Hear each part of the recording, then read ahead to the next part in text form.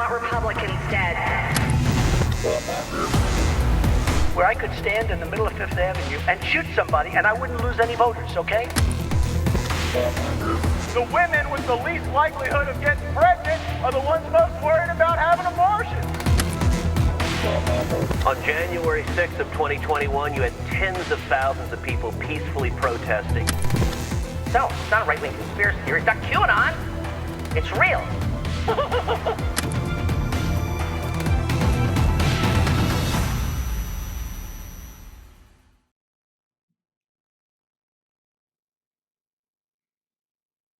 Great. And here we go. Our guest today on the enemies list is Isaac Arnsdorf. He is a Washington Post reporter who has been embedded deep in MAGA world for several years now and is one of the most keen observers of what I think is an overlooked aspect of Trump's presence in the political stage right now, and that is that he has built an entirely separate political culture in this country.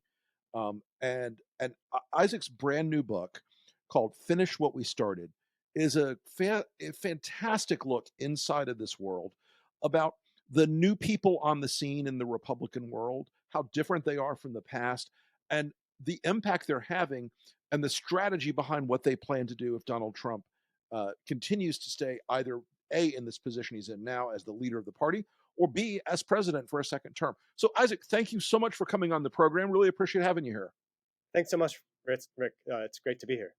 So, when you wrote this book, you'd been reporting on the MAGA movement, on Trump's movement for a while. You've looked at a lot of the things that surrounded it, and a lot of the impacts of the end game of the first administration and the changes in the Republican Party. Talk to us a little bit about who's running this new revolution inside what was the Republican Party before Trump. Well, part of my reporting in the book has been about how bottom up it's been, how much it's actually been driven by the movement, as distinct from Trump as the leader. I mean, when I started reporting this book in mid 2021, Trump was kind of out of the picture. He was basically in hiding in Mar-a-Lago. Right. It really wasn't clear that he was going to reemerge, and it was not inevitable that he was going to be the Republican nominee again. And a huge part of what paved the way for that comeback, what made it possible for him to become the Republican standard bearer again, was the work of people at the ground level who rewrote the story of January 6th, which many of them had personally experienced, and developed this new story about how fellow Republicans had let Trump down and sold Trump out, and that was the reason that they failed. And the solution that Steve Bannon had a big part in popularizing was to take over the party from the bottom up, cleanse the party of anyone who didn't accept that the 2020 election was stolen, and put the party in a better position to make sure that it didn't repeat that again in the future, repeat that from their perspective mistake. And then it really happened again. Sorry, I'll let you get. No, go, keep going. Well, I was just going to say there was another moment in the immediate aftermath of the midterms when Republicans underperformed and did so much worse than all the expectations. Another moment of political weakness for Trump, when again it was not at all clear that he was going to retain his primacy, and the fact that by that point the party organization had become dominated by MAGA devotees was a huge part in again helping him have another comeback to be where he is now. I think that one of the things that it's been, look, and I'm a guy who grew up in Republican politics. I came up from the minute I was out of college, I worked in Republican politics and government, and I think people have underestimated how vulnerable the state systems, the committee man, committee woman systems, the local party chairman systems, the county committee systems. I think Bannon, to his dark credit, understood that, and it came out of one of his guests basically saying you could take over the whole party. You don't have to do a third party, Steve. You could just take over the Republican Party because it's got all these vulnerabilities for simple local grassroots takeovers. Right. A lot of these positions were empty, and they were just there for the taking.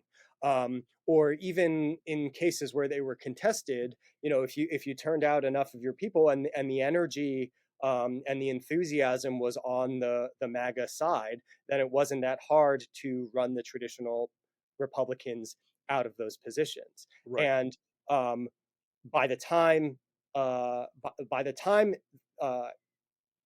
after the midterms, when it looked like maybe it was that moment for the party to steer back toward the middle, and reject Trump and all his MAGA candidates who lost.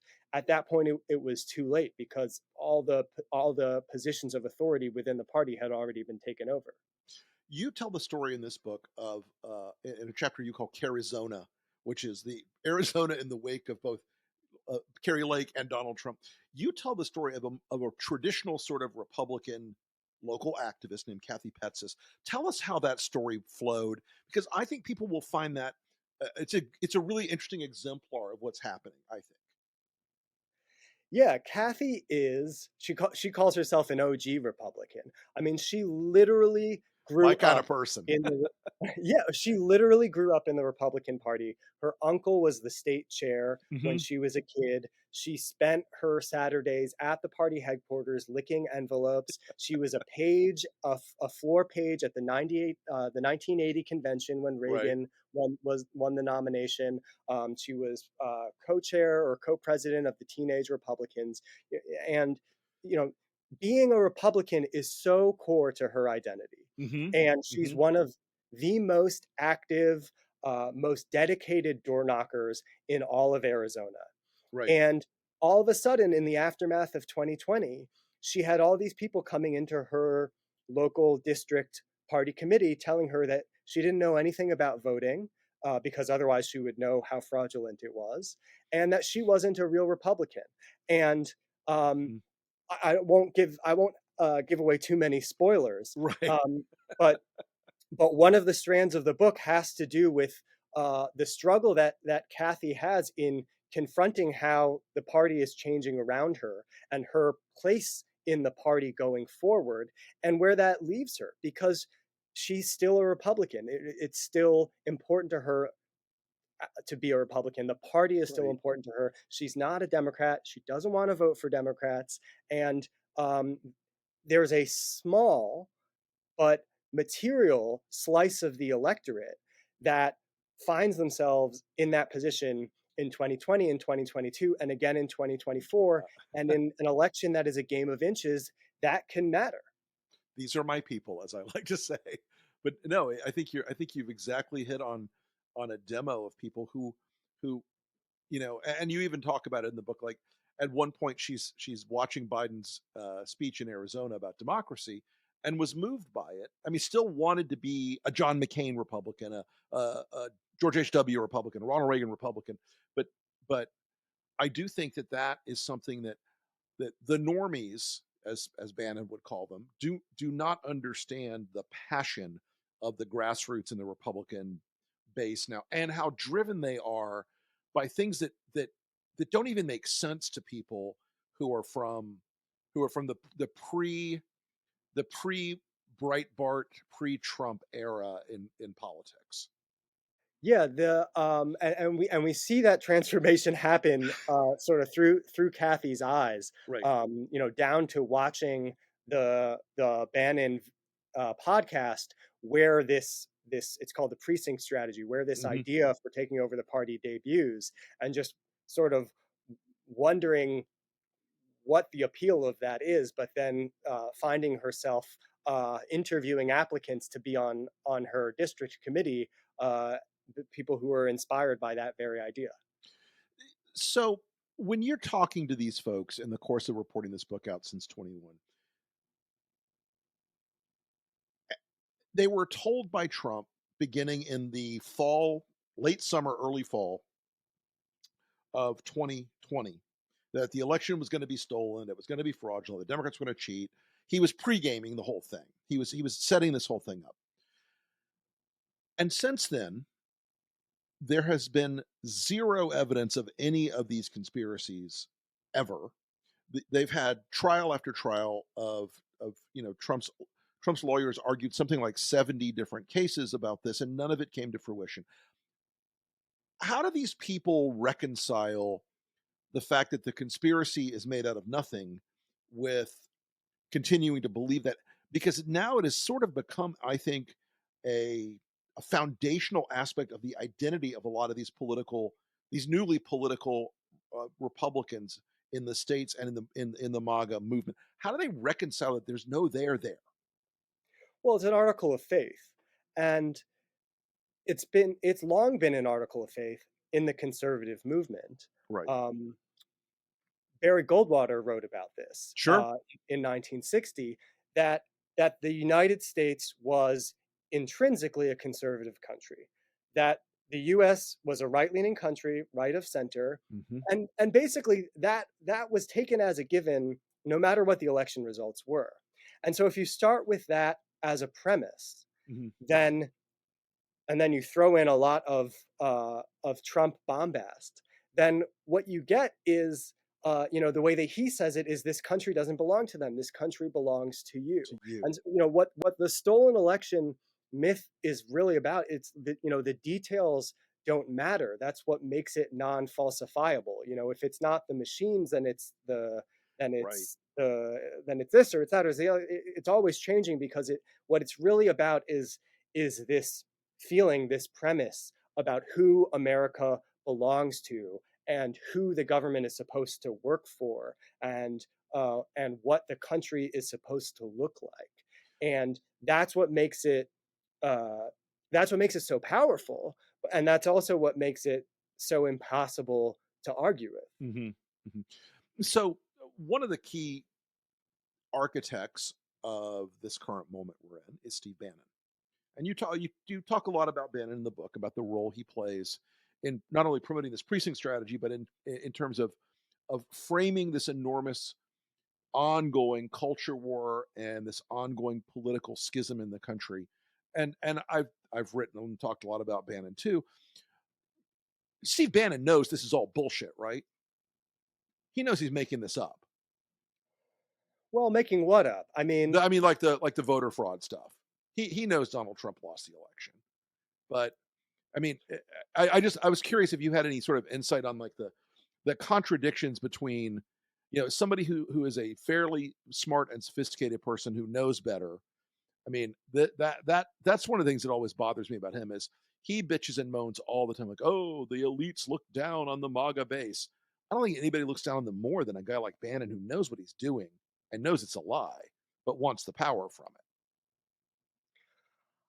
I don't know. I mean, if it's a mask, I've never seen it slip. I can certainly think of times when he's been more forceful in insisting on it than others.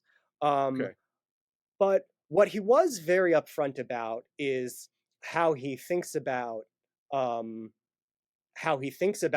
political movements.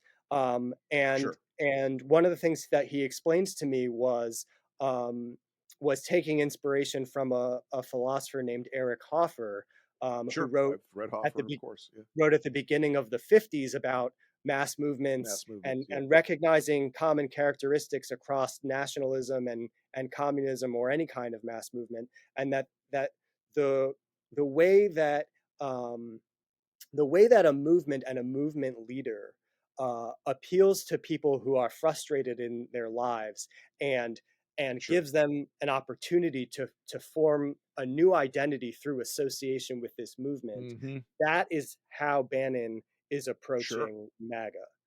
I do love that you got the Ronald Radosh quote in there about when Bannon said he was a Leninist, and Radosh, who was a traditional old school conservative thinker, was kind of horrified, because it's like, that's not one of the arguments you would expect to hear from somebody as an actual conservative. But I mean, Bannon does see himself, I think, as a kind of showman slash political strategist slash consigliere to whatever movement he's trying to uh, you know to bring to life.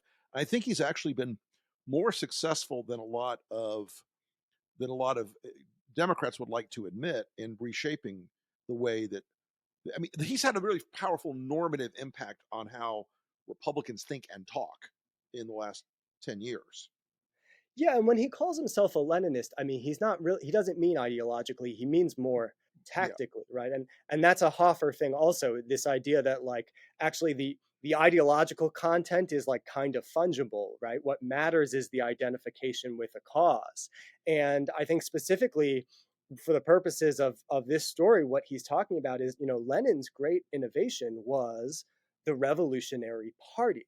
And that and the moment, the opportunity that Bannon saw after January 6th was to take the amorphous MAGA movement and put it into the structure of the Republican Party. And that's what's ended up being so effective at institutionalizing Trumpism inside the institutional home of the GOP. One of the things I think is a curiosity about that is, Bannon's famous, for being one of these like no enemies to my right guys. Is it something about the desire to have that identity cast in this new party? Is it something about these MAGA voters that they think they're under so much threat and pressure and strain and potential destruction that they're willing to accept people into their party that 30 years ago or even 10 years ago they would have said, yeah, no thanks, I'll pass on the alt-right guys. I don't really want to be associated with the crazy Proud Boy types or whatever. But it seems like Bannon's no enemies to my right philosophy is kind of really steeped well down into the sort of culture of the party. Well, look, in your experience as a political advisor, what are you trying to do? You're trying to win an election. You're trying to get to 50% plus one, right? Yep. And you're looking for the path of least resistance to 50% plus one. And Bannon's doing something different. He's trying to completely he's trying to completely upend and redefine the party coalitions. If the easiest path to 50% plus one is like Trump's base plus the traditional Republicans, he's not interested. He's not interested in keeping the traditional Republicans because he sees that as incompatible with MAGA. He would much rather go out and find new, untapped MAGA reservoirs in people who vote infrequently or don't vote at all. Right. And that's what he sees as his path to having a national populist right-wing party and a national elitist globalist left-wing party. And he thinks that if you define the political landscape that way, then the Republicans will win. Right. That's the world he's trying to put us in. I think there's a really interesting maybe, strange moment of irony, is that the idea that Bannon has, I've heard him say this, I've heard him say this directly, that he believes there's this global left wing movement that's that's ready to make people eat bugs and freeze in the dark, the whole sort of cliche thing, but really the MAGA movement has become part of this global populist movement, and watching that realignment inside the Republican base has fascinated me, because these were people who were not pro-Putin prior to the influence of guys like Trump and Bannon on the party. And now it's like, I can't quite parse if they think it's just because, Vladimir Putin is like them as a conservative in some weird way, or if they are just looking to be like, sort of opposition to defiant disorder about, all the normies say we shouldn't, but we're going to like him anyway. But it seems like that movement is much more cohesive than any sort of international progressive movement at this point in our history. Well, there definitely is an element of MAGA that is organically anti-intervention. Sure. Some people say isolationist, but some people object to that. So we'll say anti-intervention. Right. And so some of the opposition to aid to Ukraine is coming from that. And then, I mean, another element of, I think, of what's going on when you see poll results about support for Putin or whatever, it's just kind of people giving what they understand to be the partisan right answer, right? It's like when questions get politicized enough, they sort of the responses just revert to their partisan mean. So, Isaac, as you reported this, and again, one of the reasons I really appreciated reading this book, I read it over the weekend in one sitting. It is a great sort of anthropological study of the Republican base as it is today, the MAGA base as it is today. What was the most surprising thing in your reporting here? What was it what revelation in this reporting left you like laying awake at night going, oh my God, that's something?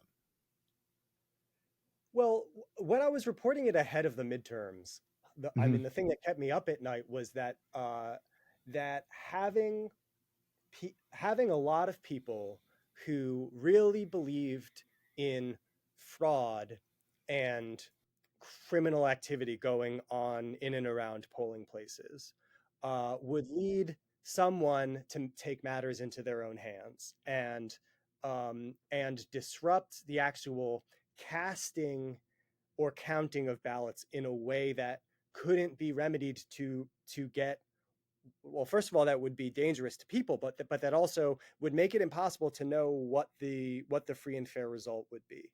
So, you know, in 2020, the interference happened after, like at the certification part. So that didn't end up happening in the midterms, thankfully. And you know, everyone was on best behavior, which is wonderful. And you know, I still worry about that again in this election with the you know, every time Trump glorifies the January 6th rioters and calls them heroes and patriots, as one political scientist explained it to me, you know, he's saying that violence and criminal activity is justified in the pursuit of his power, and that's a very dangerous message. And again, as this political scientist said, it's as simple as accepting the result. In a democracy, we make decisions based on voting, not based on violence. And until it's as simple as that, and until Trump says he'll accept the outcome of an election and there's no place for violence, we're in a very dangerous place. I think that's right. Well, folks, the book is Finish What We Started. It is a contemporary look inside the MAGA movement, how the Republican Party has so fundamentally changed underneath us. It is written by Isaac Arnsdorf, who tell us where folks can find you on social media, Isaac. Well, the best place is WashingtonPost.com. There it is. Yes. You can also follow me with my very hard to spell name, Arnsdorf, IARNSDORF. Thank you so much for coming on the program today, Isaac, and best of luck. We'll have you on the show again soon, because I suspect this is a topic we will be covering more as the election goes on. Thanks so much, Rick. Thank you. Hey, Speaker Mike Johnson. I know that you're big on being a very manly man, a very straight, heterosexual, manly, straight man. So why don't you act like a goddamn man for once? Why don't you sack up against your critics and your snipers in the House and do the right thing for once? Why don't you do the right thing for once in your life? Why don't you stand up and bring the Ukraine bill to the floor? You can do this. You should do this. You know you should do this. You're going to lose your job anyway, Bubba. You're going to lose your job. Marge or somebody else is going to snipe you, and they're going to take your job. Why not go out like a man on your own 2 feet? Why don't you go out with honor and say, I'm going to be willing to sacrifice the remaining hours, days, weeks, or whatever it is of your speakership so that you can do the right thing to save the world from the cancer of a resurgent Soviet communist movement led by Vladimir Putin pushing itself into Europe. Because that's what happens if you keep this aid held up for another damn day. And until then, you are on the enemies list.